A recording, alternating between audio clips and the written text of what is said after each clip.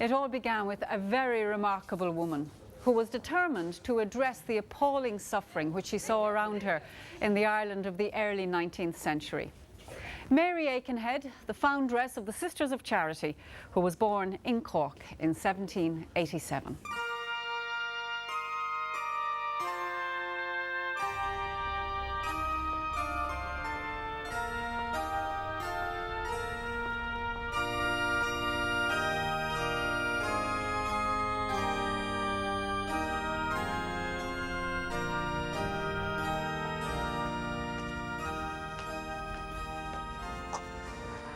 Mary was born to parents of mixed religion, which perhaps explains why it always came so naturally to her to cooperate with others, regardless of religious differences.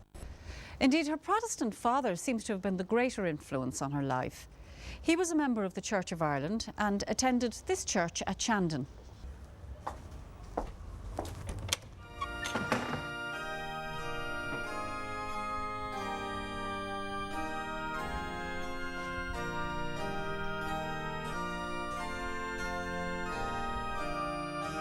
The established church of his day was extremely conservative, dominated by the landowning ascendancy, who sent their younger sons into the church or the army because mere trade was beneath them. But many of the middle-class burghers of Cork who sat in these pews in the late 18th century must have had a very different perspective. David Aikenhead among them. He was a man of the Enlightenment, who made a good living as a physician and apothecary. And like many Protestant merchants and professionals, he was in sympathy with the rebellion of 1798. On one occasion, the leader of the United Irishmen, Lord Edward Fitzgerald, was almost arrested while dining at the Aikenhead house, but managed to escape, disguised as a woman. In sharp contrast, his wife's family, the Stackpoles, were Roman Catholic aristocrats. Mary's grandmother was a patron of the Bishop's Chapel, which was later to become the cathedral just around the corner from Shandon Steeple. The Stackpoles had strong trade connections with France and with the wild geese in the Irish brigades of the French army.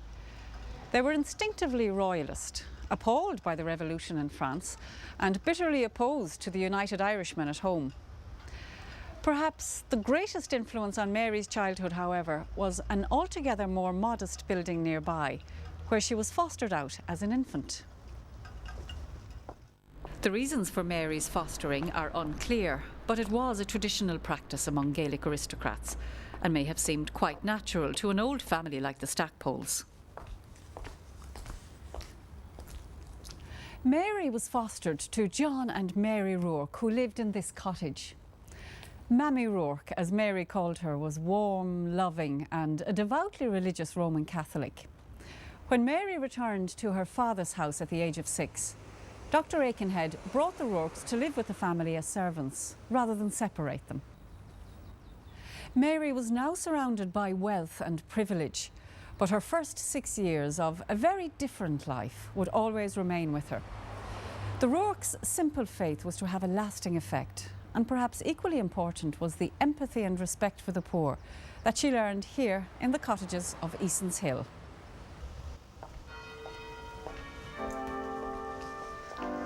Mary's beloved father died in December 1801 when she was only 15. On his deathbed, he converted to Roman Catholicism. At about this time, her mother's widowed sister, Mrs. Gorman, took Mary under her wing. She regularly attended the South Chapel for Mass, often bringing Mary with her. One of those visits was to prove a turning point for Mary. The sermon was preached by the coadjutor bishop, Dr. Florence McCarthy, on the parable told by Jesus of the rich man and Lazarus who begged at his door. The story of the uncaring rich man and the suffering of the poor man rewarded in heaven struck such a deep note in Mary that she decided there and then to become a Roman Catholic. Mary was received into the church on the 6th of June, 1802. Much of the responsibility for running the family home seems to have fallen on her young shoulders, but it quickly became apparent that she was an extremely capable young woman. Despite domestic pressures, she became deeply involved in charitable work in Cork. At the same time, her religious conviction was deepening into a vocation for religious life. After her father's death, Mary's younger sisters were sent here to be educated, at what was then the Ursuline Convent in Douglas Street. Many of those drawn to religious life at the time were educated young women like Mary Aikenhead, who saw an opportunity to give practical expression to religious conviction by addressing the social evils of their day. One of those was a friend of Mary's who would later become the superior of the Ursulines in Cork, Cecilia Ball.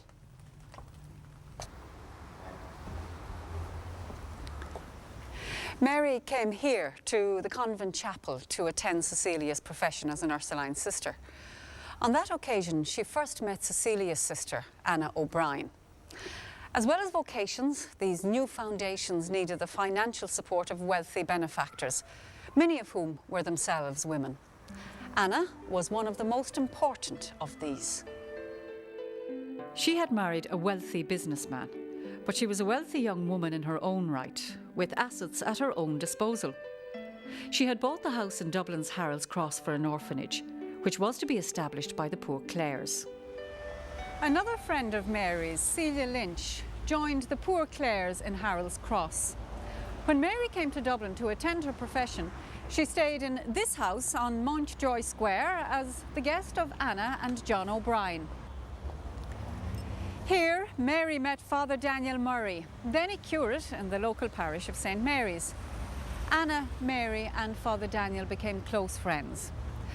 They shared a dream of seeing the establishment of a new foundation of religious women who would work directly with the poor in their own homes. Within 2 years of that first meeting, Daniel Murray became Coadjutor Bishop of Dublin. He was now in a position to effectively promote such an order, and he asked Mary to take charge. She was apparently quite startled by this idea, but was soon persuaded that this was God's will for her, no matter how daunting. In 1812, she went to the Institute of the Blessed Virgin Mary at Micklegate Bar in York for spiritual formation. On returning to Dublin, Mary Aikenhead founded the Religious Sisters of Charity in 1815. The crest of the order represents the inspiration behind its formation. Within the shield, the monogram of Mary of the Angels, with the moon at her feet and the stars about her head. Above, the cross of victory and the crown of glory.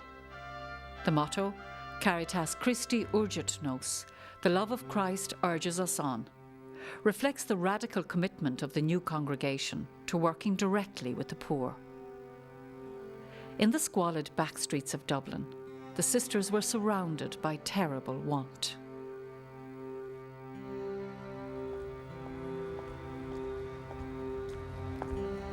In 1832, Asiatic cholera swept through the slums. Spreading like wildfire through contaminated water supplies, it decimated the undernourished poor. The Sisters of Charity, who lived in the convent in Stanhope Street, were asked to help in an emergency fever hospital set up in this building. Nursing here in the Grange Gorman Women's Penitentiary was the sisters' first involvement in healthcare. Patients flooded in from the city's poorest districts. Even the corridors of the makeshift hospital were filled with the sick and the dying. The progress of the disease was frighteningly fast, often resulting in death within hours of the first symptoms. A sister reported that in one bed alone, a succession of 8 patients died in just 24 hours.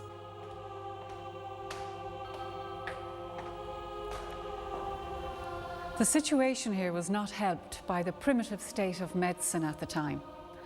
Doctors insisted that those in high fever, maddened with thirst, should be denied water. Surprisingly, amidst this Holocaust, only one of the sisters contracted the disease, and she recovered within days. It was the conditions of the poor which killed them as much as the disease itself. What they needed most was clean water, good food, and sanitary living conditions. Mary Aikenhead wrote to the Commission of Inquiry into the state of the Irish poor. The lanes and streets are filled with filth. There are no sewers, no attention is paid to ventilation of the houses, and the poor are obliged to buy even the water they drink. It is of the worst description and tends to promote disease as much by its scarcity as by its quality. It is most painful to witness distress beyond all description without the means of relieving it. We are at all times ready to lend our assistance in superintending hospitals or administering relief to the sick in their own dwellings, in fever or cholera morbus, and most sincerely deplore that we have not the means to erect a hospital where our care of the sick might be attended with more beneficial results than we can possibly effect amid the desolation of their wretched homes. In the face of official inaction, Mary decided to go it alone. In 1833, she sent 3 sisters to the Hospitalière du Saint-Thomas in Paris to learn about hospital administration. Next, she bought this rather grand house on Stephen's Green from the Earl of Meath. This was St. Vincent's Hospital, which opened its doors in 1834, with Mary's personal physician, Dr. O'Farrell, in charge.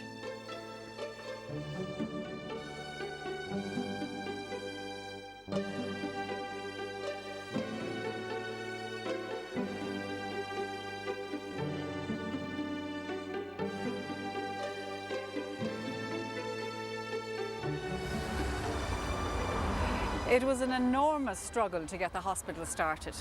Nursing was looked down upon as an unworthy occupation for well-bred women, and even her friends were reluctant to support her, fearing that she had bitten off more than she could chew. With her unshakable belief in divine providence, she succeeded against all the odds in creating one of the world's finest teaching hospitals, dedicated to providing the best of healthcare to all who need it, regardless of wealth, race or religion.